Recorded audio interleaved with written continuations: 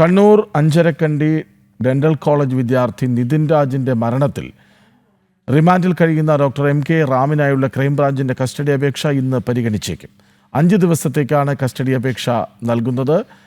Production warrant പുറപ്പെടുവിച്ചതിനാൽ Kannur sub ജയിലിൽ പാർപ്പിച്ചിരിക്കുന്ന MK. റാമിനെ Thalassery SC/ST കോടതിയിൽ ഹാജരാക്കും. വിവരങ്ങളുമായി മിഥുൻ പിള്ള ഒപ്പം ചേരുന്നുണ്ട്. മിഥുൻ പിള്ള, എന്താണ് ഈ വാർത്തയുടെ വിവരങ്ങൾ?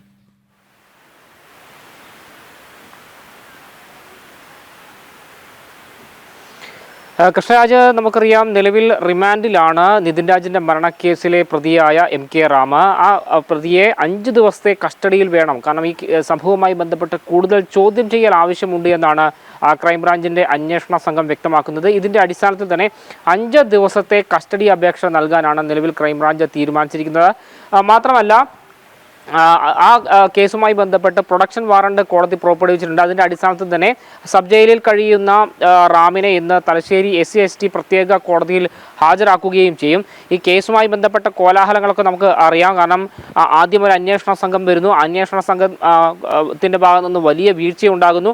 അതിൻ്റെ അടിസ്ഥാനത്തിൽ പുതിയ ക്രൈംബ്രാഞ്ച് അന്വേഷണ സംഘത്തെ വെച്ചിരിക്കുന്നു. DYSP ജീവൻ ജോർജിൻ്റെ നേതൃത്വത്തിൽ അന്വേഷണം നടന്നു വരികയാണ്. അതുകൊണ്ട് തന്നെ മുൻപ് ചോദ്യം ചെയ്ത ആളുകളെയൊക്കെ തന്നെ വീണ്ടും ചോദ്യം ചെയ്യേണ്ടതുണ്ട്.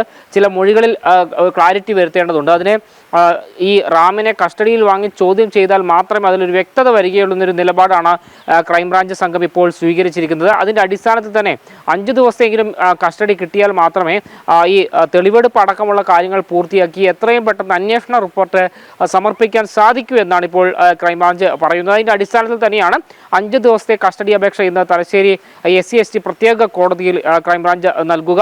ഏതായാലും ഈ കേസുമായി ബന്ധപ്പെട്ട് സംസ്ഥാന സർക്കാരിന് പോലും വലിയ തലവേദന ഉണ്ടാക്കിയൊരു കേസാണ്. ആ കേസിൽ കൂടുതൽ പരാതികളും പരിഭവങ്ങളും ഇല്ലാതെ കേസ് പൂർത്തിയാക്കി അതിൻ്റെ അന്വേഷണ റിപ്പോർട്ട് സമർപ്പിക്കാനുള്ള നീക്കത്തിലാണ് നിലവിൽ ക്രൈംബ്രാഞ്ച് സംഘമുള്ളത്. അത് വേഗം തന്നെ പൂർത്തിയാക്കാൻ അവർ തീരുമാനിച്ചിട്ടുണ്ട്. അതേസമയം കഴിഞ്ഞ ദിവസങ്ങളിലൊക്കെ തന്നെ കോടതിയുടെ ഭാഗത്തു നിന്നുൾപ്പെടെ വലിയ വിമർശനമാണ് ഇതിൻ്റെ അന്വേഷണ സംഘത്തിന് നേരെ ഉണ്ടായത്. കാരണം ആദ്യഘട്ടത്തിൽ അറസ്റ്റ് ചെയ്തതിന് തൊട്ടു പിന്നാലെ ഈ ഗ്രൗണ്ട് ഓഫ് അറസ്റ്റ് കൃത്യമായി രേഖപ്പെടുത്താത്തതിനെ തുടർന്ന്, അല്ലെങ്കിൽ കൃത്യമായി പ്രതിയെ അറിയിക്കാത്തതിനെ തുടർന്ന് കോടതിയിൽ നിന്ന് തന്നെ എം.കെ. റാമിനെ വെറുതെ വിടുന്നൊരു സാഹചര്യമുണ്ടായി. അത് സംസ്ഥാന സർക്കാരിനും പോലീസിനും ക്രൈംബ്രാഞ്ചിനും ഒക്കെ തന്നെ ഒരേപോലെ പ്രതിസന്ധിയിലാക്കുന്ന ഒരു സാഹചര്യമുണ്ടായി.